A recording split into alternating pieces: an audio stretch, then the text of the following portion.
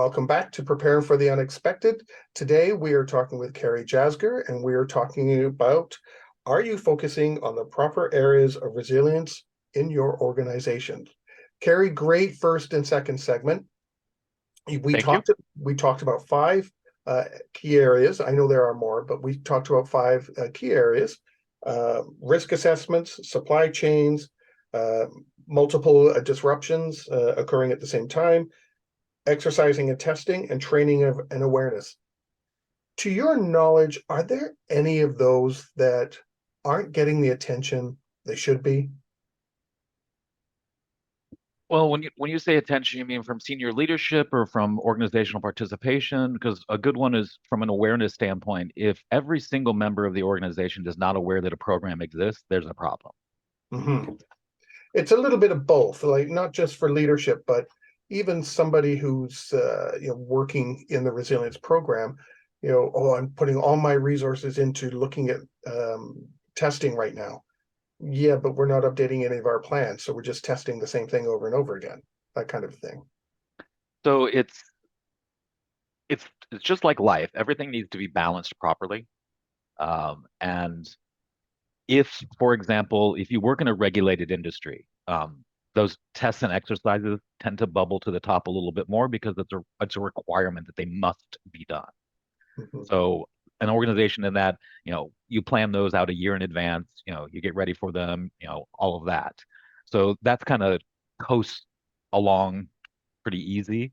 Um, Assessment generally, depending on if you've had a change in the organization, that may trigger, we need to focus on our risk assessments or BIAs or general assessments because we've done a restructuring or we acquired another company or we split off into two companies. So it may be situational that may drive, the need for risk assessments to boil to the top. Um, the preparation for multiple disruptions, that should be like mainstay, always at the top and always on everyone's mind, because depending on where your organization is located, and in a lot of cases, multiple locations across the country or across the globe, you have to be watching all kinds of things that can be going on. So that's your state of readiness in deploying your program. I think that supply chains post COVID have now kind of calmed down. They're no longer the, you know, it moment, if you will. But again, it depends on organizational change. If you're bringing a new product to the market, you may have to source different supply chains. So I think it's more of a depending on the path your organization is taking and what's going on, may bubble one of those five or any other area within resilience up Mhm. to the surface for a temporary amount of time, and then it comes back down to a kind of a normal maintained state. So we really have to be in tune with what's going on within our organization, keeping our eyes and ears open and creating Yes, those relationships so that we do know that change it has or is going to be occurring. as long as the resilience individual or team has developed those relationships with key business owners. Uh, you would get, let's just say, if you have a formal project management office, the head of the PMO might say, hey, we're onboarding this new application that's a SaaS vendor, and we've never worked with them before. Okay, well, a risk assessment is going to come into play. But if PMO doesn't actually, if you don't have that relationship, you're not going to know. You're not going to know if changes are shifting in the organization. You're not going to know from legal if we're undergoing a, merger acquisition, or if the audit team has actually stated, you know, where we got hit with an unexpected audit, so we need to shift gears. So it's really being on the pulse of what's going on in the organization to better adjust and respond and bring your tools to bear.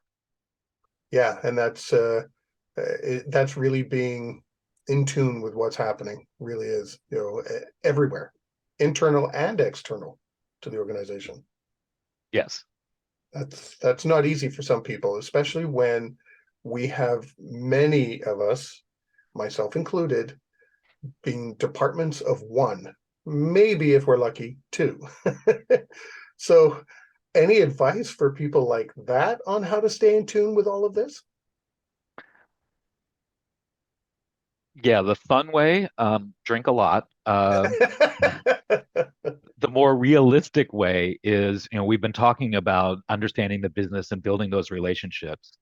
And that's crucial for a department of one or two, because you, as that one or two people within the resilience department, you need to rely on business owners, on senior leadership. So it's not really pushing the work, it's pushing the ownership and the engagement. So you're now think of yourself as a business partner rather than it's me knocking on your door saying it's that time of year to update your plan. It's more of a proactive environment that, XYZ business leader would call me and say, "Hey, I'm about to hire six more people. Do we need to take a look at, our planning structure and our, division of resources and all of that?" That's where that comes into play. So it becomes more of an organic type of environment, and just naturally like you would communicate with anyone else. And that helps if you've got that relationship. If you don't, chances That's are where you're going to get to an exercise or something like that, and who are all these people and what are you talking about? We don't. and that's where you fall back on the never let a good disaster go to waste, and that could be an exercise, or taking the time again to point out what happens if this does not work. Yeah.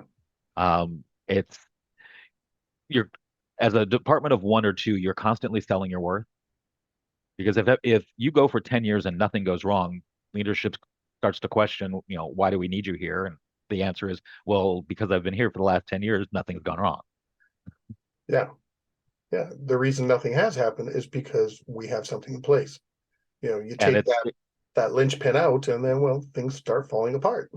yeah, it's selling the program's worth by building those relationships so that you become a trusted partner, Yeah. and by continuing to point out that, if we take a right instead of a left, what goes wrong? So how do we go about changing that though? Because a lot of us, a lot of people, viewers and listeners right now, they're busy doing the BIAs or assessments or writing plans or whatever the case may be. How can they're doing all the tactical action based work? How can they kind of go about changing so that they can communicate that strategic work? Because it's difficult to make that transition and change or incorporate that view into their activities, because that's what their role is: do our BIAs, do this, do that, and thou shalt not do anything else.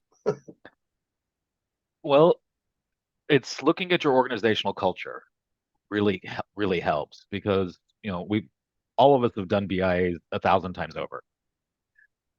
They do not need to be the me sitting in front of you asking you a series of mind-numbing questions. It should be more of a engaged discussion of how your business works and what tools do you need to do it, and how do we protect those. So by engaging more, you'll get to find that those business owners have a vested interest in being successful, and not being the one called out if something happens and their team is not responding properly. You know, Mhm. they want to get the gold star in class. Um, and the better you can help them do that, or help them get recognized, the better job off your job is going to be, and the easier it is going to be. Because now, instead of every year sitting down and, okay, it's plan update time, it's more of a organic type of thing that you may have every year. Then let's just take a quick glance. Does everything look good? Because you've made updates throughout the year as different things have changed.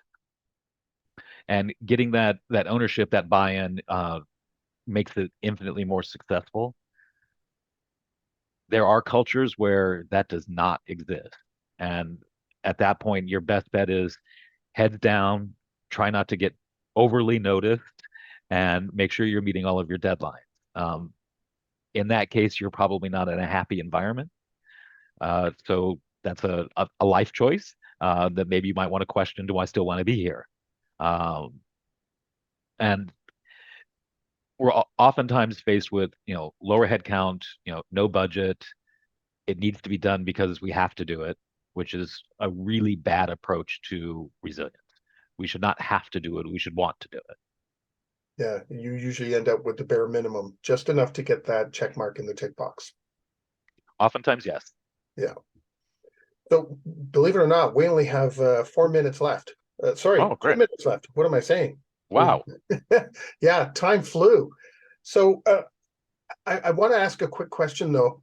How do we recognize when our programs are really on the right track?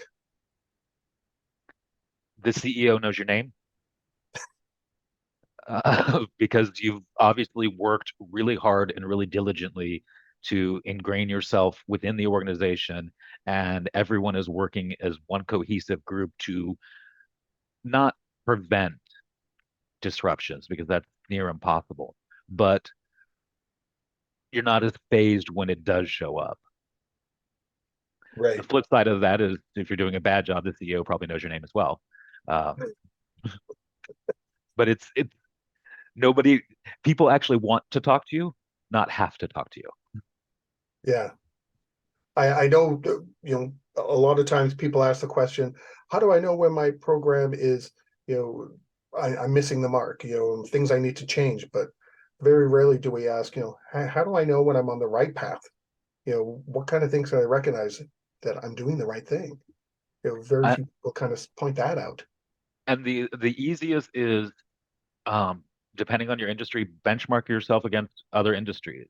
As long as you're not sharing trade secrets, um, if you work in insurance, reach out to, your counterpart in another insurance company. Probably you've met each other at conferences before or, webinars or something and say, what are you doing that works? They don't have to go into grave detail, and Right. that can help level set that you're on the right track. Yeah, I think so. Good advice. We're nearing the end of the show. Cary, do you have any final thoughts or final comments you'd like to share? Keep doing what you're doing, everyone. You are doing it for a reason, and it's not the paycheck. That's the bonus. Yeah, I have the same thought. If the reason I do all this stuff is not for a paycheck, it's I want to help people and I want to make sure everybody is successful. Reward will come after. And to your point, if you're doing it that way, the CEO is going to know your name because they know you're contributing. Exactly. Yes. Cary, thank you so much for joining. I really appreciate you chatting. It was great meeting you in Phoenix, a few weeks back, and I'm glad that you were able to find some time and come talk to us today. Thank you. I enjoyed it. Good. I'm glad, and who knows? Maybe we'll run into you at DRJ or another conference another time, and we'll get you back again. Anything's possible. Yeah. Thanks very much, Cary. I really appreciate it. And everyone watching and listening, stay prepared, everybody. If you like that video, thumbs up. If you didn't like that video, thumbs down. But leave me a message and let me know your thoughts. Of course, don't forget to subscribe. And in the meantime, stay prepared, everybody.